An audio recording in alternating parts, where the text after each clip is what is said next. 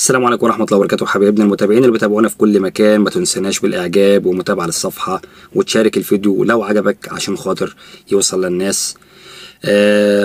طبعا معانا فيديو هنسمعه مع بعض وبعد كده هنرجع نتكلم مع بعض. نسمع الفيديو مع بعض يا جماعة.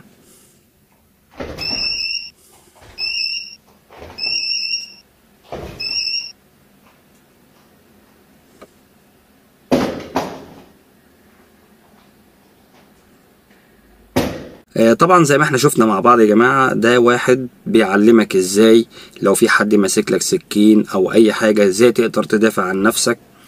وطبعا طلعت فيديوهات كتير جدا الفترة اللي فاتت بالمواضيع ديت، يعني ازاي تدافع عن نفسك، والحاجات دي بيصوروها وبعد كده بينزلوها على ايه، على الفيسبوك او اليوتيوب او على اي وسيلة من اللي انت بتسمعها. طبعا بص حضرتك، اولا الحاجات ديت لازم انت تروح تتدرب بنفسك تدريب على اعلى مستوى يا جماعه. لازم يكون عندك تدريب على اعلى مستوى. ما تشوفش مثلا فيديو زي ده وتقول انا هنزل الشارع لو حد قابلني وهعمل فيه واسوي فيه. لا، مش هتقدر تعمل الكلام ده خالص، لان انت الوضع اللي انت هتكون فيه هيكون وضع صعب.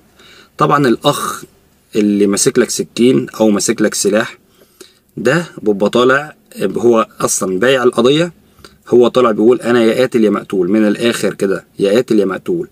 هو مش فارقه معاه حتى لو هو مات، مش فارقه معاه، بس بيقولك انا يا قاتل يا مقتول. فانت طبعا معاك عربيتك، معاك موتوسيكلك، معاك التوك توك بتاعك، معاك التروسيكل، معاك الدبابه بتاعتك، معاك اي حاجه، اي وسيله بتستخدمها مثلا في المواصلات، حتى لو عجله يا جماعه، حتى لو تليفون او محفظه. اللي طالع ده هو طالع عايز فلوس باي طريقه ايا كانت ايه هي. تمام.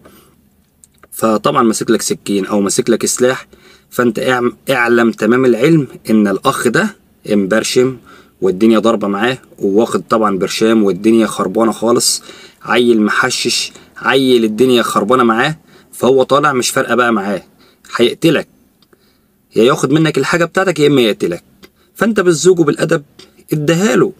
هتقول لي لا ده انا شفت حركه على مش عارف في فيديو انا هعمل الحركه ديت، مش هتعرف تعملها لان انت مش متدرب عليها، ومش هيكون عندك سرعه بديهه.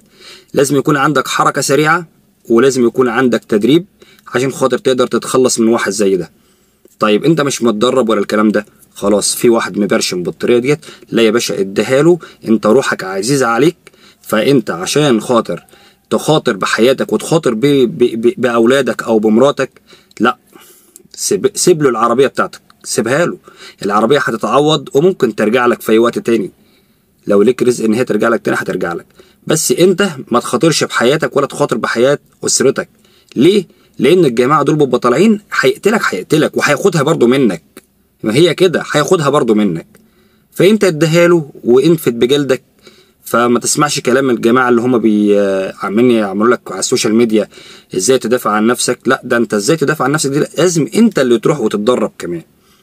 تمام. ده طبعا فيديو النهارده يا جماعه، ولو عجبك الفيديو زي ما انا قلت لك اعمل لي اعجاب ومتابعه للصفحه وشارك الفيديو عشان خاطر يوصل لناس اسرع ونحافظ عليهم. وزي ما قلت لكم يا جماعه، ما تخاطرش بحياتك ولا بحياه اسرتك.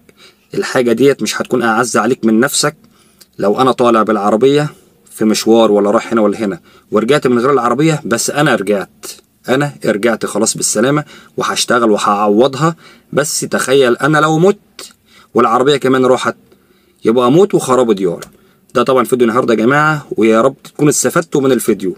السلام عليكم ورحمه الله وبركاته.